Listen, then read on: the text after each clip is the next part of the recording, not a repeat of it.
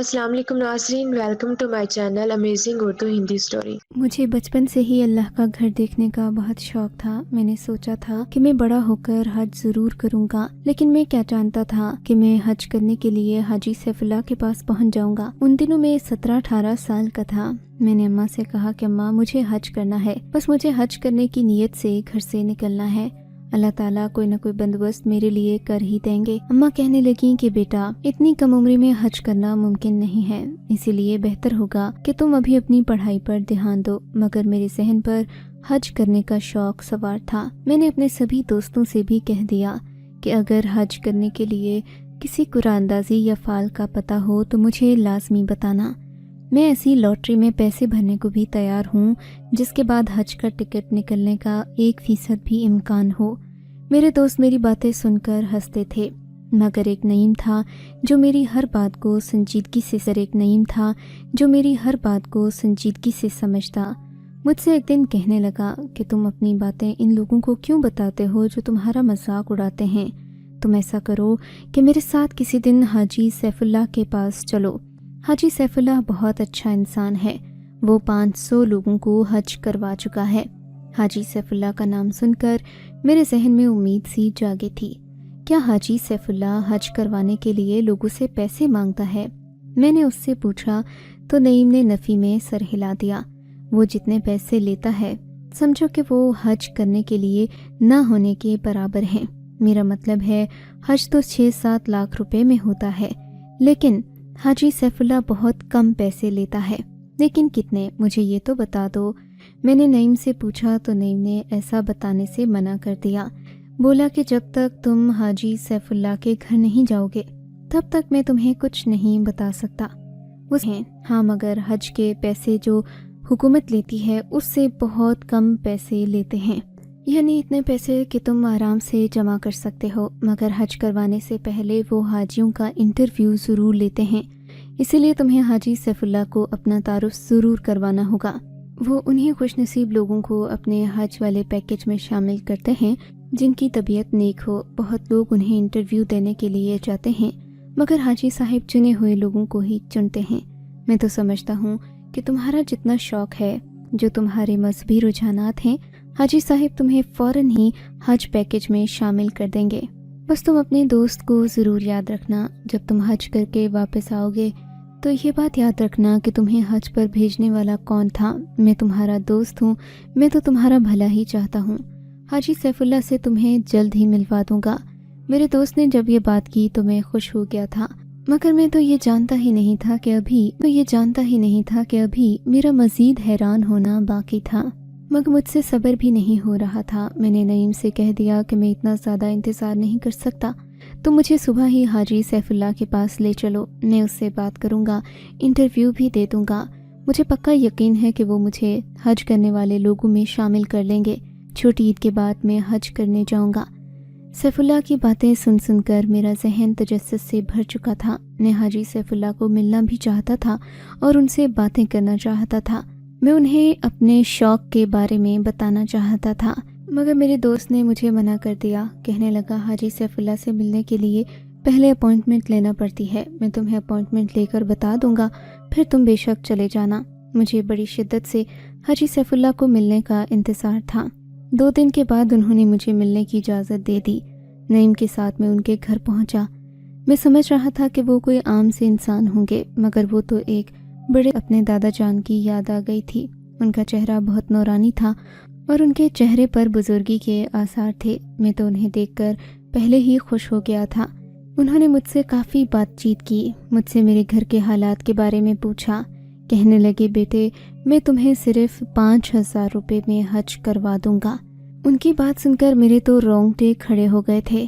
صرف 5,000 روپے میں آپ مجھے حج کروائیں گے؟ حاجی صاحب میرے پاس تو 25,000 روپے اکاؤنٹ میں جمع بھی ہیں، میں آپ کو 50,000 روپے دوں گا۔ 5,000 روپے میں حج کیسے کروائیں گے آپ؟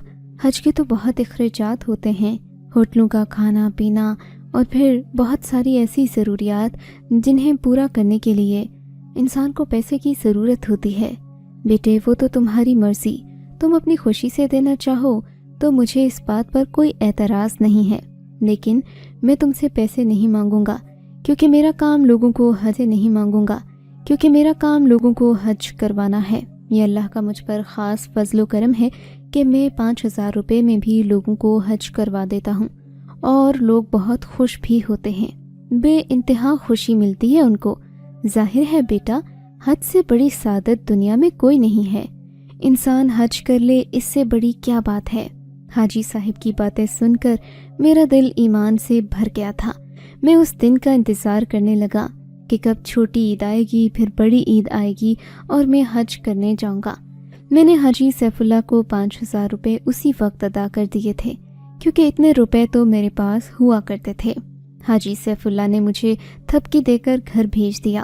نعیم کہنے لگا کہ تم بڑے خوش قسمت ہو جو حاجی صاحب نے تمہیں اپنے حج پیکج میں شامل کر لیا، ورنہ وہ ہر کسی کے ساتھ یوں بات چیت نہیں کرتے۔ تم تو بڑے خوش قسمت ہو کہ انہوں نے تمہیں یہ خوشخبری سنا دی۔ اور میرا دل مزید خوش ہو گیا تھا۔ میں نے سوچ لیا تھا کہ میں اماں ابا کو جا کر یہ بات بتاؤں گا۔ گھر پہنچ کر میں نے اماں ابا سے کہا کہ میں حج کرنے جا رہا ہوں۔ میری اماں حیران ہونے لگیں کہ اتنے پیسے کہاں سے آئیں گے۔ تب میں نے انہیں حاجی صاحب والی بات بتائی تو اماں ہنس پڑیں۔ بیٹا، تم پاگل تو نہیں ہو گئے؟ ایسی باتوں میں کون آتا ہے؟ خدا کا خوف کرو، ابھی تو تمہارا شناختی کارڈ بنا ہے، پاسپورٹ بھی نہیں بنا، اور تم کہہ رہے ہو کہ تم حج کرنے جا رہے ہو۔ بیٹا، تمہیں کوئی بیوقوف بنا رہا ہے۔ اماں، مجھے اگر کوئی بیوقوف بناتا تو کسی اور معاملے میں حج کرنے جا رہا ہوں۔ حج کرنے میں کیا فراڈ ہو سکتا ہے اماں؟ 5,000 بھی تھوڑی رقم نہیں جو تم اس بڈھے کو دے آئے ہو۔ مجھے میری ماں کا حقارت بھرا لہجہ اچھا نہیں لگا، مگر میں ان سے کچھ کہہ نہیں سکتا تھا، کیونکہ میں حج جیسے پاکیزہ فریضے کو سر انجام دینے جا رہا تھا، اور اس کے لیے ضروری تھا کہ میرے ماں باپ مجھ سے خوش ہوں۔ میں باپ سے کہہ دیا کہ میں کوئی غلط کام نہیں کر رہا، حج ہی تو کرنے جا رہا ہوں، مجھے کرنے دیجیے۔ مگر اماں نے میرے ذہن میں بہت سارے شکوک و شبہات ڈال دیے۔ کہنے لگیں کوئی اور بھی ہے جو تمہارے ساتھ حج کرنے جائے گا، یا پھر ان لوگوں نے صرف تمہیں ہی بیوقوف بنایا ہے۔ اماں کی باتوں نے میرے ذہن میں سوال کے بیج ضرور بو دیے تھے۔ میں نے سوچ لیا تھا کہ میں حاجی سیف اللہ سے اس بارے میں سوال کروں گا کہ میرے ساتھ اور کون خوش نصیب ہیں جنہیں حج کی سعادت نصیب ہوگی۔ میں کیونکہ حاجی سیف اللہ سے براہ راست یہ سوال نہیں کر سکتا تھا، میں ان کی نیت پر تو شک کر ہی نہیں سکتا تھا۔ میں نے سوچا کہ میں نعیم کو ساتھ لے کر ہی حاجی سیف اللہ کے گھر جاؤں گا، مگر نعیم نے مجھے صاف منع کر دیا۔ کہنے لگا اگر تم ایسا کرو گے تو حاجی صاحب کہیں تمہیں ان خوش نصیبوں کی لسٹ سے نکال ہی نہ دیں، اس لیے ان سے طریقے سے ملنا، کسی ایسے ویسے شک کا اظہار مت کرنا۔ نعیم کی بات بالکل صحیح تھی۔ میں نے سوچی سیف اللہ کے گھر جا کر کوئی بات نہیں کروں گا، بس ادھر ادھر سے پوچھ کر لوگوں سے تصدیق کروں گا۔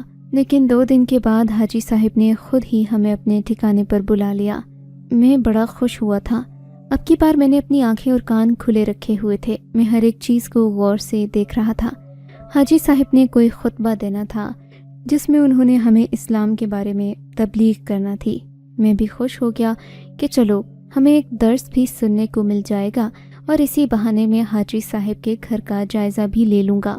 ان باتوں کو اپنے ذہن میں رکھتے ہوئے میں نے جب باقی لوگوں کا جائزہ لیا تو وہ بھی کافی معتبر لگے، مگر اس میں میرے جیسے لڑکوں کی تعداد زیادہ تھی۔ میں نے حاجی صاحب سے سوال کر ہی لیا کہ آپ کے حج پیکج میں میرے جیسے لڑکے ہی زیادہ کیوں ہیں جن کی عمریں کم ہیں؟ حاجی صاحب مسکرائے اور انہوں نے حلاوت بھرا جواب دیا، اس لیے بیٹا تم جیسی عمر کے بچوں کے پاس پیسے نہیں ہوتے، مگر حج کرنا شوق ہوتا ہے۔ اس وقت اگر میں انہیں حج کروا دوں گا تو ساری زندگی ان کی سنور جائے گی۔ بڑوں کے پاس تو پیسہ ہوتا ہے، وہ جانتے بوجھتے حج پر نہیں جاتے، ان کے شوق میں پیسہ رکاوٹ نہیں ہوتا، اسی لیے میں صرف تم جیسے بچوں ہی کی ذمہ داری لیتا ہوں۔ حاجی صاحب کی بات نے مجھے خوش کر دیا تھا۔